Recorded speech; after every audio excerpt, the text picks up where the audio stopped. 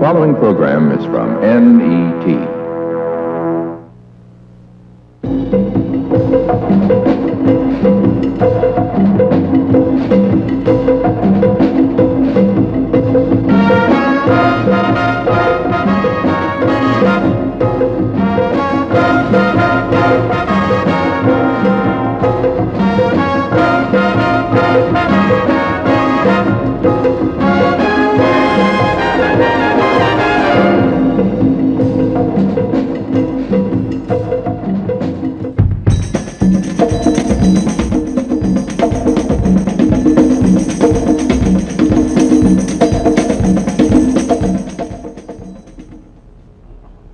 Good evening. This week and next, we will present a black paper on white racism. Frequently, the definition and effects of racism are greatly misunderstood. Certainly, the impact on blacks can only be described by us. An operational definition of individual racism is subordination of a person or group because of race. But we will focus on the institutional practice of racism, when a group is subordinated by factors indirectly related to race. An example would be a union with all white members. You can only get in the union if a member sponsors you, and automatically whites select one another. So this pattern of selection automatically keeps blacks out. The union is white in the first place because its membership reflects the leftover patterns of slavery. Therefore, racist behavior is both intentional and unintentional. Our institutions mostly involve unsuspecting individuals who are part of a racist pattern. All definitions of black people's standards and values have been defined by whites in a society basically European. As simple as it may seem, we have never made any definition of our condition, beauty standards, social etiquette. Even our names have been given us by white culture. To make an authoritative statement of our concept of Christianity, history, education, values and culture, war, colonialism and imperialism, and psychological development, and how these institutions operate in a white racist society, 6 black scholars and philosophers have been invited to present positions and analyses of these topics. With me tonight are John Henry Clarke, an associate professor of African and Afro-American history at Hunter College in New York. Mr. Clarke is also author of 11 books, including Harlem USA. Preston Wilcox, head of the Education Workshop of the Congress of African People, is president of AFRAM Associates, a black educational consultant firm, and is an outstanding author. Reverend Albert Cleage is pastor of the Shrine of the Black Madonna in Detroit, Michigan, and an advocate of Black Christian Nationalism. He is author of a soon-to-be-published book, Black Christian Nationalism, New Directions for the Black Church. Brother Clarke? I'd like to begin by establishing some kind of a frame of reference. Exactly what are we talking about? And I think in order to do this, I'm going to try to dismiss the subject, then come back to it and deal with it. There is no such thing as a race. Nature created no races. Man created races, racial classifications, and he had his own reason for doing it. Now, who benefited from this artificial creation at first? Who benefits from it now? Now, let's look at the historical roots of this whole thing, and you're not going to understand it until you understand the implications, the far-reaching effects of the opening up of the so-called New World, Christopher Columbus and other thugs coming, suppressing the Indians, and finding a justification for this kind of thing. Let's look at Europe in the 15th and the 16th century, because racism has its roots in that second rise of Europe in the 15th and the 16th century. They had to justify what they were going to do to most of mankind. They were about to take over the whole world. Now, there's a myth about an argument about whether the world was round or flat. That's an old wives' tale. The European had gained enough knowledge and had enough guns, and he had been hungry enough within the body of Europe until he decided that he was going to go out and take the world, be it round or flat. Now, In order to understand the religious basis of racism, we have to go back to a papal bull that the Pope issued in 1455 in an argument between Portugal and Spain. He turned to them impatiently and said, "You are both authorized to reduce to servitude all infidel people." And it just so happens that most of the so-called infidels were non-European people, non-white people.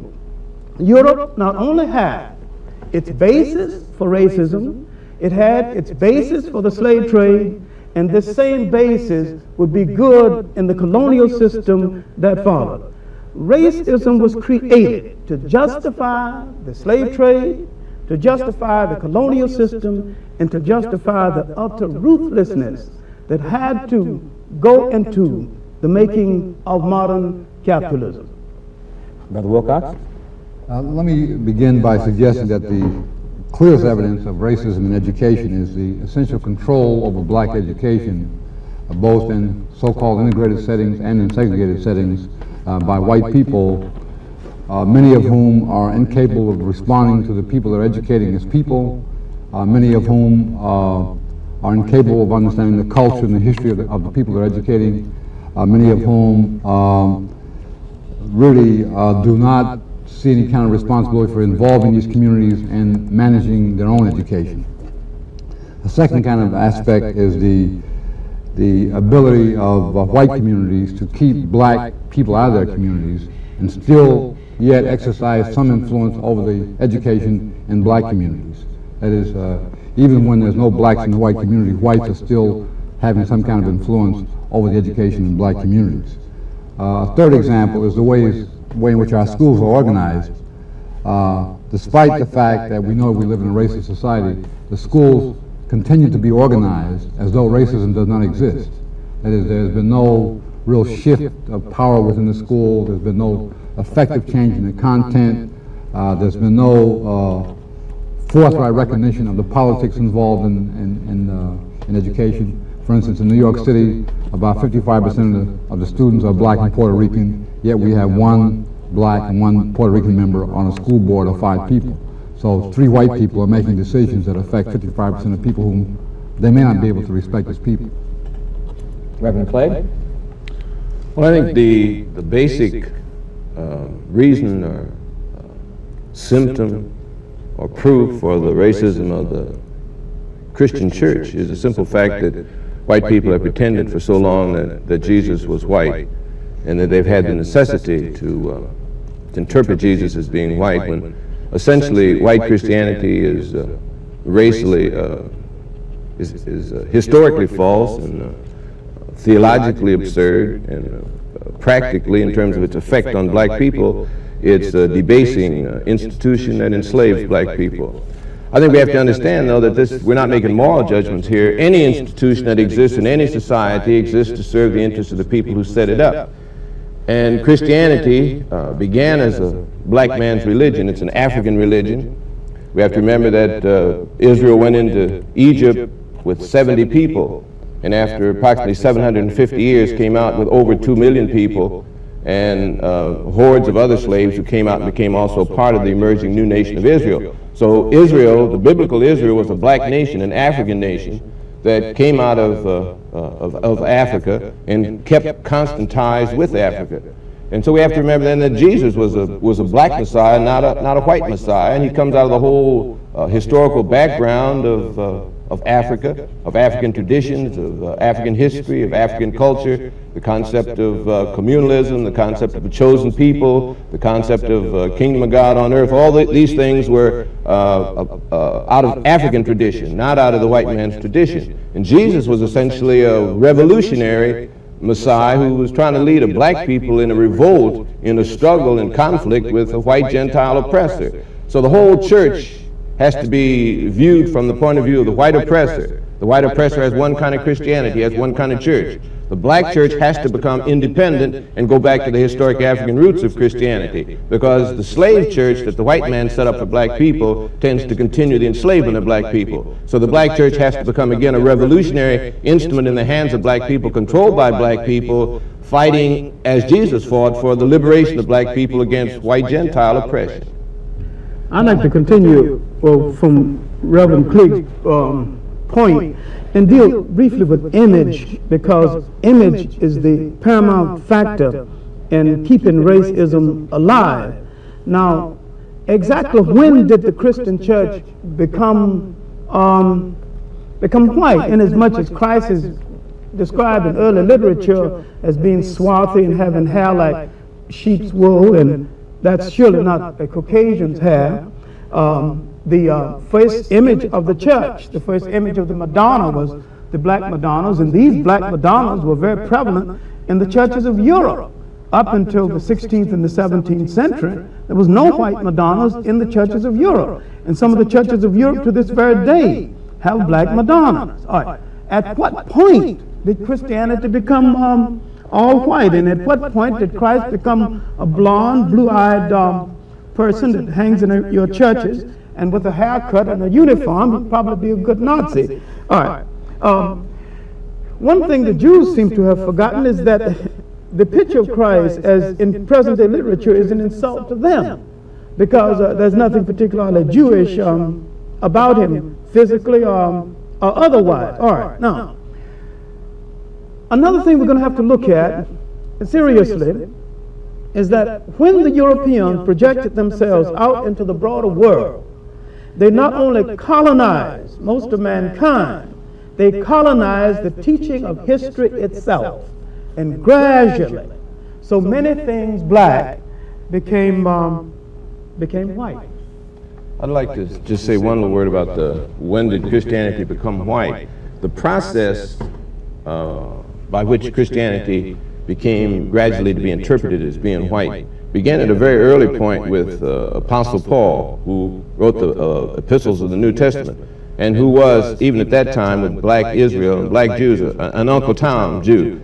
He was an Uncle Tom black Jew, and he wanted to identify with white Gentile world. He prided himself on being a Pharisee, but more on being having Roman citizenship. So as soon as he had sunstroke on the Damascus Road and said he's been converted, he started out to take the Christianity, the teachings of Jesus, to the Gentile world. Now, he could not take the revolutionary teachings that Jesus had actually taught, because Jesus was a zealot, and they were engaged in revolution, I mean open revolution. He was one of the zealot leaders at that time. So he couldn't take that to the Gentile world, so he had to make an image, a symbol out of Jesus on the cross, which was compatible with the heathen symbolism of the Roman and Greco-Roman heathen world. So he made Jesus a kind of a heathen symbol that he could take to the Gentile world. And the whole writings of the Apostle Paul tend then to destroy the basic African background of Christianity and to make it compatible with the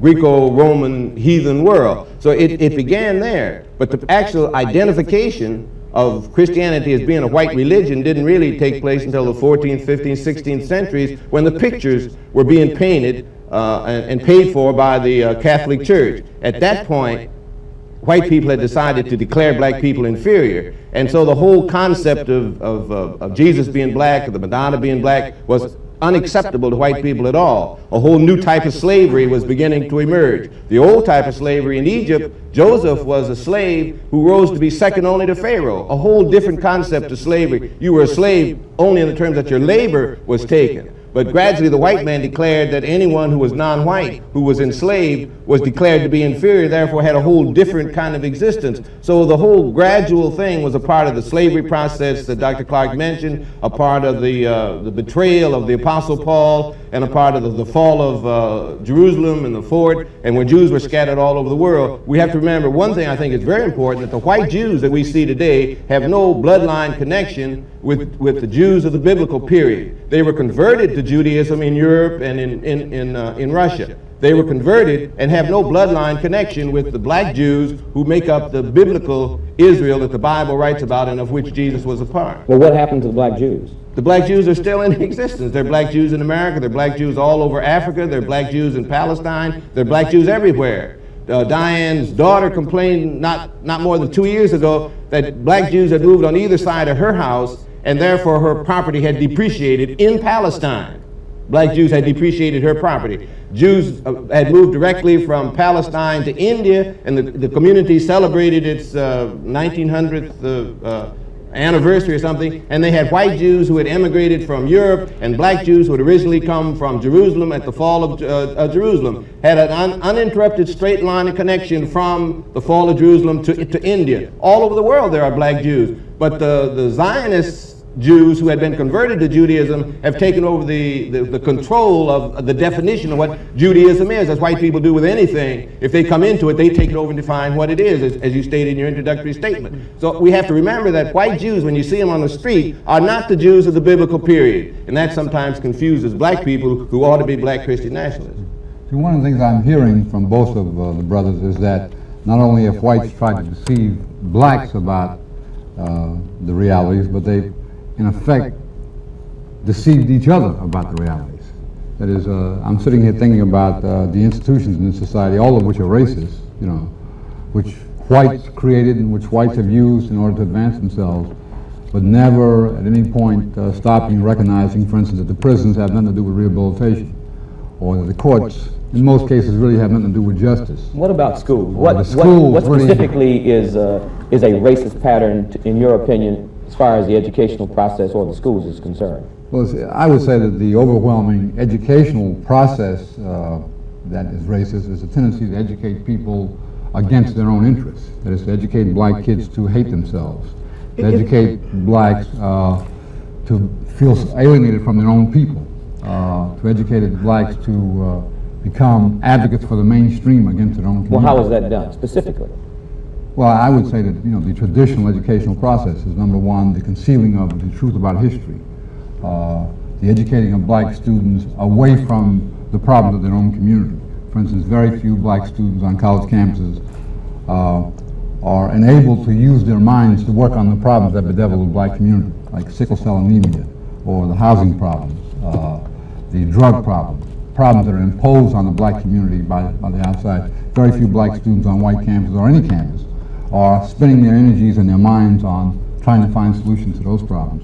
In most cases, they're being educated, say, with the drug problem, learn how to use methadone. You know. Now look, let's deal with our own historical naivete. Until we deal with it, we're not going any place. Black people have no right to expect anything from this establishment because it wasn't set up for them. They wasn't brought to this country to be given democracy. They was brought to this country to do some work, to labor and to obey. And once the machines made a whole lot of these jobs obsolete, it tended to make a whole lot of the people obsolete. Now, we keep worrying about the American promise and the American dream, and we forget it wasn't made to us. And the white man has not betrayed anything because he didn't promise us anything in the first place. Now, the role of institutions in a society is to reflect the power that controls that society. So we have American institutions arrayed against us, and we naively expect these institutions to reform themselves, because if they reform themselves, that's tantamount to presiding over their own demise. I'd like to say one thing on that. I think the question you asked is how do the schools accomplish this? I mean, you were concerned about the process. I think we got to understand that there's no such thing as objective truth, which is implicit in everything that Clarke says. That white people use the institutions to accomplish white purpose. The white purpose is to maintain a power position and keep everybody else in a subordinate, powerless kind of position. Now that's the institution's purpose, and that's the way it functions and how it functions. And we got to realize then that everything that the schools teach is designed to fit into that purpose. The schools teach not objective truth, but what the white man wants to project as truth. Now that's from the very kindergarten right straight on through. For example, what? Sociology. Sociology is not a science in the sense that it's dealing objectively with the way people live together. It's dealing with the white man's pattern of living together as the norm by which we judge how other people live. If you live like white people live, then you're living the way you are supposed to live. If not, you're either primitive or insane as a people. Psychologically, it's the same thing. Psychology does not deal with any objective kind of discussion or development of how people live or analysis of how people function function as individuals, but how does the white man function? If the white man does it this way, then this is the norm by which we judge all other people. If the white man is violent, then actually all people have to be violent to be normal. If you're not violent, obviously there's something wrong with you and you should be in an insane asylum. The whole pattern that's set up as a norm for human behavior by psychologists, the whole library full of it. Psychiatrists, everybody that's dealing with it is dealing with it from a white point of view. So they teach white children, black children and white children, to look through white eyes. From the kindergarten on, the black child is beginning to look at the world and interpret it through white eyes. Everything he is wrong. Everything that exists in his community is wrong. And we ought to declare that white music really is no good, that white psychology is no good. The white man either acts like we do or he's insane. White sociology is no good. The very structure of white society indicates that white people, obviously in social structure, are either insane or they're abnormal. So we have to project then a black psychology, a black sociology, a black music, a black history that takes in the realities and that is essentially sound, as opposed to the mythology that the white man has developed out of his own ignorance, for one thing, out of his non-creativity, because the white man has never created anything. He's stolen things but never created anything. He cannot actually deal with history because history is a recital of his total failure and his total absence of making any genuine contribution to the world. If we define a black psychology, a black sociology, where will we use these? Where would we use? We'd use them first to unscramble our own mixed up minds.